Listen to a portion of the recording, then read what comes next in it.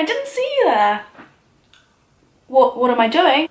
I'm just watching a video about blackface on YouTube and Instagram that I made 11 months ago, and literally there's so many people in my comments going, how have I only just heard about this now? Like, you made this video almost a year ago, what's going on? Like, are you from the future? Like, what? So a couple of days ago, a thread on Twitter blew up about white girls who pretend to be black girls on social media, and literally ever since that post, my video talking about that exact thing and blackface and all of that, it went from 9,000, maybe 10,000 views to like nearly 100,000 views in a matter of a couple of days. And you know, people have called me a woke queen, and you know, like, I wouldn't go so far as to call me a queen, but like, Meghan Markle, watch out. But yeah, so I guess I kind of want to make a response to my initial video, because again, this was filmed almost a year ago and a lot has happened since, and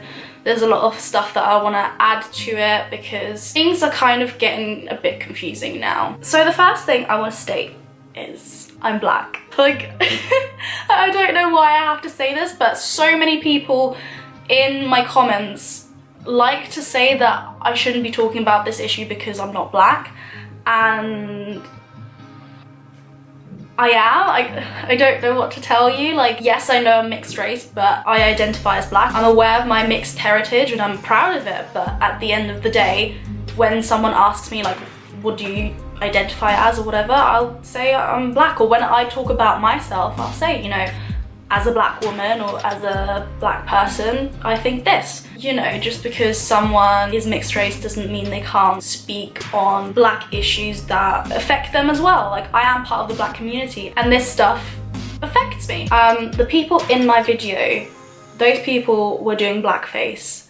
However, these girls, these Instagram girls, in my opinion, aren't doing blackface. But that doesn't mean what they're doing isn't wrong, because it is completely wrong. I just think that blackface is such a specific thing. When you look at blackface, when you Google blackface, it's like an exaggerated form of makeup to make yourself black. So all the people that were featured in my video, when they did blackface, they did it for like maybe one post or two posts just to gain attention or whatever. You know, the whole Instagram feed is of them looking like that. You know, on Twitter it's called blackfishing, and I think blackfishing and blackface aren't exactly the same thing. They're both problematic, but they're not the same. So there was a lot of people in my comments going, oh, like, why is it such a problem with girls tanning? Everyone's entitled to, you know, tan and whatever, and that's true. But it's different when you tan, and when you tan and on top of that do other things like get surgery on your body, get your lips done and braid your hair so that your hair is a different texture to your natural hair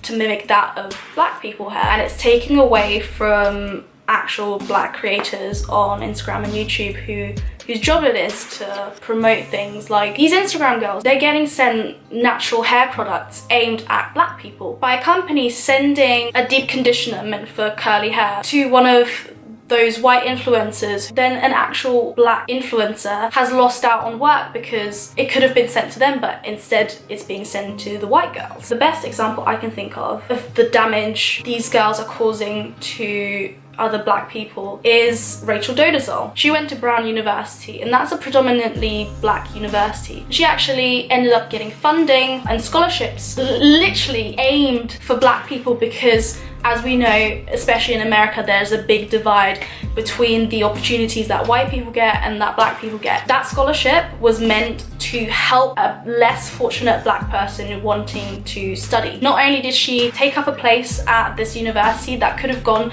to an actual black person, because when she was applying, she was portraying herself as a black person. So not only did she take someone's place, she also took a scholarship that could have gone to a black person. And if she needed a scholarship, she could have applied for one that wasn't aimed and created for black people. And that's the same thing that's happening with these Instagram girls, especially within the black community. Looking black but still exotic is profitable. And I'll be the first person to say, you know, colorism is real, it's bad, and I am someone of lighter skin. I am someone who benefits from colorism, and I am well aware that there's people who are darker than me who have to work twice as much as I will in certain fields. I have friends who have literally been told straight to their faces by guys that they've liked that, you know, sorry, I can't date you, I'm not really into dark-skinned girls. Like, I know my privilege. I have never been told that, you know, my skin's to this or it's to that. Like, I am aware, and that's why I speak out about this, because I'm aware of my own privilege and these girls aren't. Because at the end of the day, these girls, if they ever end up getting bored or decide, you know, this Instagram influencer life isn't for me, or they're not getting as much money anymore as they used to, they can just wipe off the makeup and they're white again and they can go do whatever. And I think that's why people are getting so upset, is the fact that there's still so much discrimination based on skin color. So for these girls with privilege, white privilege, get to, you know, jump between being black and white or being seen as black, you know, it's not right. So one of the, I guess, most popular girls that got exposed was a girl called Emma Halberg, and she's from Sweden. And, you know, if you look at her before and after pictures, you'll see, you know, this is not a girl who accidentally tanned too much. It's very deliberate. And the funniest thing for me is she came out with a highlighter, and, you know, it's a very deep golden highlight. It looks nice on her skin tone. I just found it a bit comical because the highlighter that she created literally wouldn't look good on her actual skin. So like on her Insta story, she actually posted a picture of an actual, like a real life black woman, and she showed how it looked on her skin, and it looked amazing. Like, it looked great because the highlighter was made for that skin tone. But then the next picture is a picture of a white girl and the caption literally says, "And she is wearing my highlighter." Sis, where? Can someone organize a search party for a highlight? Because I don't see it. And that's the thing, it's not made for white people. I don't know why they included her, because it just isn't for her skin color. And that's not me saying you can't wear this. Like, you can, but it just won't look as good for you because it wasn't made for you. It's the same way as if like I went and got like the whitest highlighter made for the palest girl out there. Like, I can wear it, but it won't look as good as it will on a very pale girl. And I'm pretty sure this was a collaboration with a brand. You could argue that this girl is taking away an opportunity from an actual black influencer to create a highlighter for black people. Why are we having white girls creating and marketing towards black people? Another thing a lot of people were saying in my comments, like, oh Annie, you know, you're part of the problem too. Like, why are you straightening your hair? If you are saying that white girls aren't allowed to emulate black features, why are you emulating white features? When you see me on the street, do you say to yourself, oh, that's a white girl because she has straight hair? No. But when you see these girls, would you think to yourself, oh, she's mixed race or she's black? Yes, because they do look like that, because they look like it. And I would understand if, for example, I started bleaching my skin and I got a nose job, and on top of straightening my hair, I would understand if people said, oh, you're trying to be white.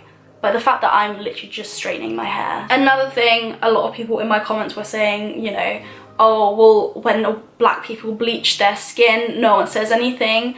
And like, are you on social media? Like, you hear so many people, black people, being caught out and who are being made fun of and criticized for bleaching their skin. Like, in the West at least, skin bleaching isn't celebrated, it's looked down upon. So I honestly don't know where people get this whole idea about it being unfair that, you know, white people aren't allowed to tan but black people are allowed to bleach, because, you know, socially it's not accepted. And I'm pretty sure, well, in the UK at least, I'm pretty sure it's illegal to sell and buy skin bleaching. So when this Emma girl actually got exposed for blackfishing, I think one of the most incriminating things is a YouTube video she uploaded where She literally came on without makeup, and it's literally like from here on down she's black, and in the face she's white. She actually starts off her video with concealing her under eyes and concealing her spots. So when she's concealing everything, she blends everything out, and if you look at it, it's literally her skin color, like her actual skin color. And at the bottom of the video it says the shade that she's using, which is MAC NC20. So I went and searched, I googled MAC NC20, and literally like the videos that came up was of white girls. Like NC20 is a white girl shade. So when she was done concealing, she then goes in with a darker foundation and actually starts like colouring herself in, I guess. And I read somewhere in, it was someone who had posted a conversation between them two, and you know, them asking, Emma, are you white or are you black? What's going on? And she kind of said like, I'm white, I know I'm white and all this. And she goes to explain how in the summer she just tans a lot, like she just naturally tans, and how she just has naturally curly hair. And in one of her Instagram posts, she literally says, oh, like I braid my hair and sleep on it, and that's how I get this texture. So like why you saying that, oh, my hair is naturally curly, when you have to literally braid your hair to get the loosest curl ever in your hair? You know, it doesn't make sense. And the fact that she has the audacity to say like, oh, like it's just my natural tan, I just get really tan during the summer. Why is it that in your YouTube video that you posted, why is it that literally from your neck down you are black and in your face you are white? Like surely if you were naturally tan, surely you'd be even all like everywhere. It doesn't make sense, because